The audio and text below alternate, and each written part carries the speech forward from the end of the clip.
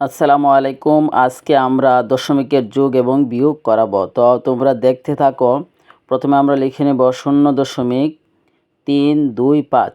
আমরা দশমিকটা ঠিক রেখে দ্বিতীয় সংখ্যাটি তুলব 2.3 6 8 1.2 0.29।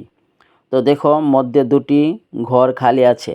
তো এই ঘরটি কিভাবে ভরাট করতে হবে তো দেখে নাও। আমাদের খালি ঘর থাকলেই শূন্য দিয়ে ভরাট করতে হবে। এখন আমরা এটাকে যোগ করে নেব। তো প্রথমে আমরা 8 এবং 5 যোগ করব।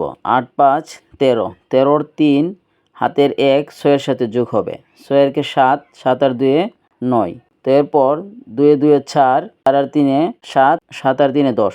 তো 10-এর 0 হাতের 1। তো 1 আমরা এখানে 1-এর সাথে যোগ করব 2 আর উপরে আছে 2। তো 4 হয়ে গেল।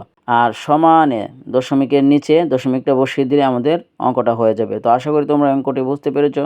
বুঝতে পারলে অবশ্যই লাইক কমেন্ট শেয়ার করতে ভুলবে না।